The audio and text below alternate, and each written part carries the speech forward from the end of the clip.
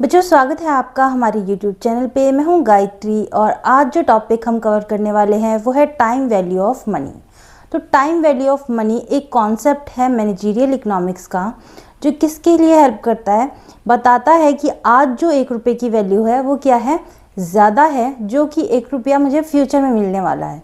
ठीक क्यों? क्योंकि यहाँ पे जब मैं 1 रुपया खर्च करूँगी आज के समय में तो क्या होगा, उससे मैं ज़्यादा सामान ले सकती हूँ, बल्कि जो मैं फ्यूचर में खर्च करूँगी उसमें क्या कर पाऊँगी, कम सामान ले पाऊँगी। तो चलिए इस कॉन्सेप्ट को डिटेल में समझते हैं, लेके चलते हैं आपको नोट्स की तरफ।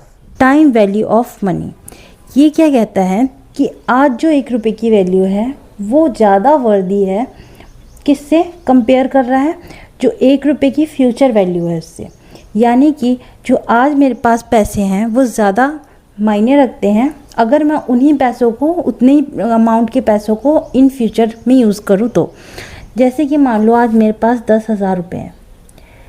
आज 10,000 रुपये में मैं जितना सामान ला पाऊँगी, 5 साल बाद अगर मैं 10,000 रुपये लेके बाज़ार में जाऊँ तो मैं उतना सामान नहीं ला पाऊँगी। ठीक है, ये कॉन्सेप्ट बेसिकली यही बताता है। Now time value of money is a core idea in managerial economics because manager constantly compare, जो मैनेजर हैं वो कंपेयर करते हैं मनी की टुडे वैल्यू को किसके साथ, मनी की फ्यूचर वैल्यू के साथ, ताकि वो क्या कर सकें, एक इन्फॉर्म डिसीजन मेकिंग कर सकें। यानी कि हमें पता हो, एज अ मैनेजर अगर हम बात करें तो हमें पता हो कि हम आज इस पर्टिकुलर प्रोजेक्ट में इन्वेस्ट करेंगे तो इन फ्यूचर हमें इसका रिटर्न कितना मिलने वाला है। ठीक है, तो time value of money means 1 rupee today is more वर्दी देन 1 रुपी इन फ्यूचर। अब ऐसा क्यों है? Because money today can be invested. आज जो पैसे हैं, ये जो 10,000 रुपये हैं, इनको इन्वेस्ट करके इस पर इंटरेस्ट अर्न किया जा सकता है, आने वाले रिस्क को अवॉइड किया जा सकता है, इन्फ्लेशन को अवॉइड किया जा सकता है, क्योंकि मैं आज ही खर्च दूंगी तो मैं इसमें ज़्यादा सामान ले पाऊंगी और मैं बाद में खर्चूंगी तो कम सामान ले पाऊंगी। ठीक है, नाउ नेक्स्ट है हमारे पास मैनेजर्स के लिए time value of money matter क्यों करता है। सबसे पहले है इन्वेस्टमेंट प्रोजेक्ट को कंपेयर करने के लिए। यहाँ हमारे पास मान लीजिए 3 इन्वेस्टमेंट प्रोजेक्ट हैं अलग अलग, और इनमें से हमारे को एक सिलेक्ट करना है। तो हम कौन से ऐसे प्रोजेक्ट को सिलेक्ट करें कि जिसमें हम प्रेजेंट वैल्यू जब लगाएं तो हमारी फ्यूचर वैल्यू ज़्यादा से ज़्यादा हमारे को मैक्सिमम रिटर्न दे सके। नेक्स्ट है whether decide whether to buy now और लेटर। अब यहाँ पे हमें टाइम का भी फैक्टर देखना पड़ रहा है कि अभी इन्वेस्ट करना बेटर है या फिर बाद में, अभी खरीदना बेटर है या फिर बाद में। देन है evaluate loan and financing.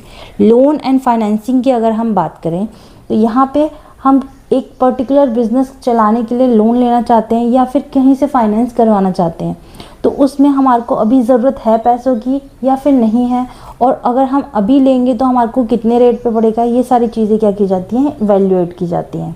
Then price long term contracts. Long term contracts जो बेस्ड होते हैं, ये किस बेसिस पे चलते हैं कि हम आज इन्वेस्ट कर देंगे तो हमारे को फ्यूचर में उस पर हमारे साथ चलता रहेगा, वो कहीं ना कहीं पैसा हमारा एक तरीके की इन्वेस्टमेंट कहलाती है।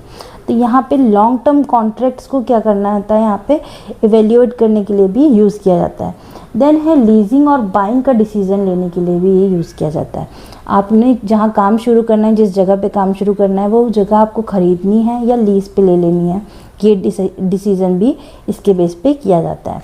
तो बेसिकली अगर हम बात करें, यहाँ पे सारे जो डिसीज़न हैं जो कैश फ्लो से रिलेटेड हैं वो किसके ऊपर रिलाई करते हैं, टाइम वैल्यू ऑफ मनी के कॉन्सेप्ट पे। नेक्स्ट है हमारे पास reasons money today is not valuable. अब क्या रीज़न है कि आज जो पैसे हैं वो ज़्यादा वैल्यूएबल हैं और से जो फ्यूचर में पैसे मिलने वाले हैं उनसे। तो सबसे पहले है अर्निंग कैपेसिटी। तो मान लीजिए मैंने एग्जांपल लिया था 10,000 रुपये का। ठीक है, अब ये जो अर्निंग कैपेसिटी है इसकी, अगर मैं इसको इन्वेस्ट कर दूं कहीं तो मेरे को इंटरेस्ट आएगा, और अगर मैं इसको रखूँगी, मैं आगे फ्यूचर में ये करूँगी वो करूँगी, तो वो कहीं ना कहीं क्या हो जाएगा, इन्फ्लेशन फेस करेगा। क्यों? क्योंकि आने वाले समय में ही सामान वो क्या हो जाएगा, महंगा हो जाएगा। देन रिस्क एंड अनसर्टेनिटी बनी रहती है। Future cash flows are not guaranteed.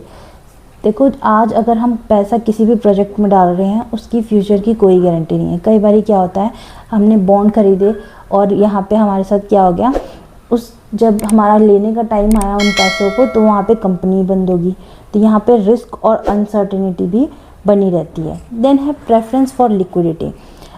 जो समझदार है वो क्या करेगा, अपनी लिक्विडिटी को मेंटेन करेगा। क्यों? क्योंकि फ्लेक्सिबिलिटी चाहिए बिजनेस के अंदर। यहाँ पे जिसको बिज़नेस की एक्चुअल में समझ होगी वो क्या करेगा, लिक्विडिटी मेंटेन करेगा, ताकि जिस भी टाइम पे बिज़नेस को रन करने के लिए हमें कैश की आज ज़रूरत हो वो हमारे पास हो। ठीक है, हमारा बिज़नेस चलता आ रहा था, कोई न्यू टेक्नोलॉजी आई है और कोई न्यू चीज़ इंट्रोड्यूस हुई है, तो ऐसे में हमारे को अगर कैश की ज़रूरत है तो हमें लिक्विडिटी मेंटेन करनी पड़ती है। नेक्स्ट है हमारे पास की टाइम वैल्यू मनी कॉन्सेप्ट। यहाँ पे सबसे पहले है हमारे पास future value, value of today's money at a future date. यहाँ पे हमारे पास जो प्रेजेंट में पैसे हैं उनकी फ्यूचर वैल्यू निकाली जाती है।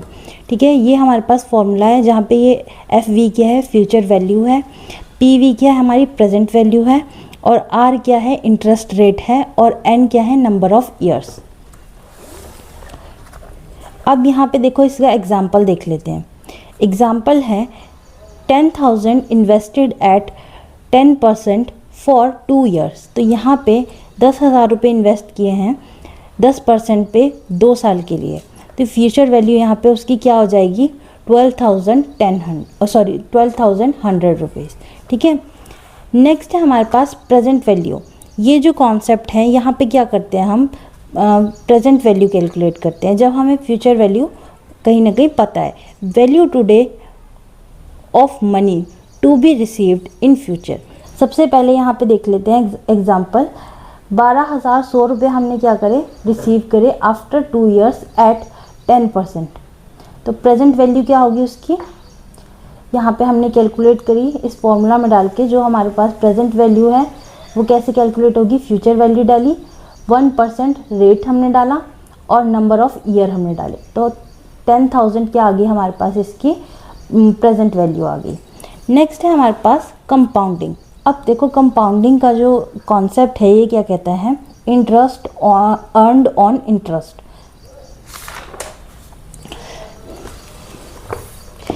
इसका एग्जाम्पल देख लेते हैं। यहाँ पे 5,000 रुपये इन्वेस्ट करे हैं, रेट कितना है 5%। अब पहले साल में इसके ऊपर 5% लगेगा तो कितना आ गया हमारे पास, 250 आ गया। अब जो दूसरे साल में इंटरेस्ट मिलेगा हमारे को वो 5% किस पे मिलेगा, 5,000 प्लस इंटरेस्ट रेट, तो 5,250 के ऊपर 5% लगेगा और वो हमारे को सेकेंड ईयर में मिलेगा। ठीक है, तो यहाँ पे ये कंपाउंडिंग का जो है एनुअली भी हो सकती है, सेमी एनुअली भी हो सकती है, क्वार्टरली भी हो सकती है और मंथली भी हो सकती है। जितनी फ्रीक्वेंटली कंपाउंडिंग होगी उतनी हायर वैल्यू हो जाएगी। नेक्स्ट है हमारे पास डिस्काउंटिंग का कॉन्सेप्ट। तो यहाँ पे अगर हम बात करें, रिवर्स ऑफ कंपाउंडिंग है ये, use to convert future cash flow into present value. तो यहाँ पे किस लिए यूज़ किया जाता है, जो फ्यूचर कैश फ्लो है उसको प्रेजेंट वैल्यू में कन्वर्ट करने के लिए। Managers discount future profits to see if a project is worthwhile. तो यहाँ पे मैनेजर्स इसको कॉन्सेप्ट को यूज़ करते हैं अपनी फ्यूचर प्रॉफिट को जो आने वाला है उसको देखने के लिए। ठीक है, नेक्स्ट है हमारे पास एन्युटी का method, equal payment at regular interval. यहाँ पे पहले तो फॉर्मूला देख लो, present value of annuity equal to, ये फ्यूचर वैल्यू यहाँ पे आती है एन्युटी की, देन है हमारे पास रेट यहाँ पे, और ये नंबर ऑफ ईयर्स। ये यूज़ किस में की जाती हैं, जहाँ पे एक पर्टिकुलर इंटरवल में हम पेमेंट करते हैं, तो सैलरी, EMI, पेंशन और लीज पेमेंट में ये यूज़ की जाती है। Present value of annuity is the sum of the present value of each pay. तो यहाँ जो हर एक पेमेंट की जाती है, ईच पे की जाती है, उसका सम हो जाता है तो हमारी प्रेजेंट वैल्यू ऑफ एन्युटी निकल जाती है। ठीक है, जैसे इंटरवल्स में पे किया जाता है ना, पहले इंटरवल में पर्टिकुलर अमाउंट पे की, सेकेंड में की, थर्ड में की, तो यहाँ पे सारी इंटरवल जो है उनको मिला करके ये एन्युटी बनती है। नेक्स्ट है हमारे पास time value of money in managerial decision tool. तो यहाँ पे टाइम वैल्यू ऑफ मनी की क्या है, एक फाउंडेशन की तरह काम करता है। किसके लिए, नेट प्रेजेंट वैल्यू के लिए, इंटरनल रेट ऑफ रिटर्न के लिए, पे बैक पीरियड के लिए और बेनिफिट कॉस्ट एनालिसिस के लिए। तो इन सब मेथड से यहाँ पे डिसीजन मेकिंग की जाती है।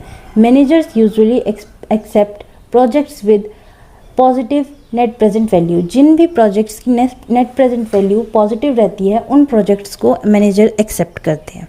यहाँ पे अगर हम एग्जांपल देखें तो मैनेजर मस्ट चूज़ ₹50,000 टुडे और ₹60,000 आफ्टर 3 years। तो यहाँ पे 50,000 हमें आज मिल रहे हैं वो चूज़ करें या 60,000 3 years के बाद।